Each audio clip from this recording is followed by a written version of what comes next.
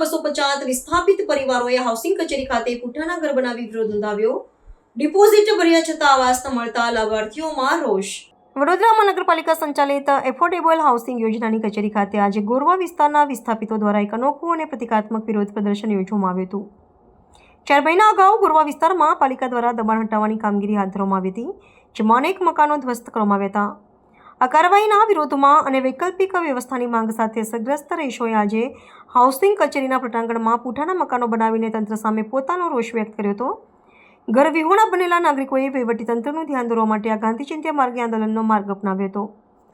સ્થાનિક રહીશો દ્વારા કરવામાં આવેલી રજૂઆત અનુસાર પાલિકાની ડિમોલિશનની કામગીરીને કારણે આશરે 250 જેટલા પરિવારો રાતોરાત રસ્તા પર આવી ગયા છે અને ખુલ્લા આકાશ નીચે જીવવા મજબૂર બન્યા છે।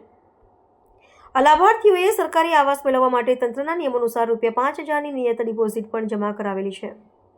વિરોધ કરી રહેલા લોકોનો આક્ષેપ છે કે શહેરમાં અનેક સ્થળોએ સરકારી આવાસો ખાલી પડેલા હોવા છતાં વહીવટી વિલંબને કારણે તેમને મકાનોની ફાળવણી કરવામાં આવતી નથી, જેના કારણે તેમનું જીવન મુશ્કેલ બની ગયું છે।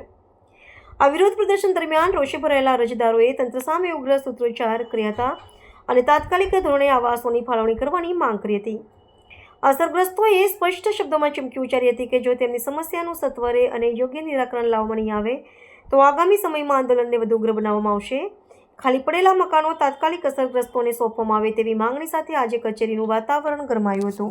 આજે અમે રાવપુરા સ્કૂલ નંબર 1માં આવ્યા હતા। 4 મહિના પહેલાં ગોરવા દશામા ચોકડી પાસે જે મકાનો 250 મકાનો તોડેલા કોર્પોરેશને અને એમની પાસેથી પૈસા ઉઘરાવેલા, એ બધા લોકો પાસે પાવતી છે અને એ લોકોને મકાન હાલતા નહોતા, તો કોર્પોરેશને કંઈ લોલીપોપ આપીને એવું કીધું કે કલાલીમાં વિસ્તારમાં આવેલું ગુલાબી ઉડા છે ત્યાં તમને મકાન ફાળવામાં આવ્યા છે। તો બધી સંખ્યામાં લોકો ત્યાં ગયા, ત્યાં જઈને એ લોકોએ જોયું તો ત્યાં પણ મકાન ખરાબ પરિસ્થિતિમાં છે।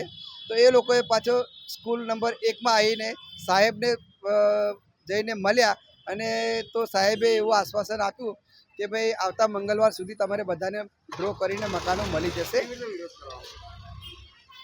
બસ અમે કોર્પોરેશનનો અને તમામ અધિકારીઓનો વિરોધ કર્યો, પુઠ્ઠાના મકાનો બનાવીને અમે લઈને આવેલા અને એ રૂપે કોર્પોરેશનને બધાનો અમે વિરોધ કરેલો।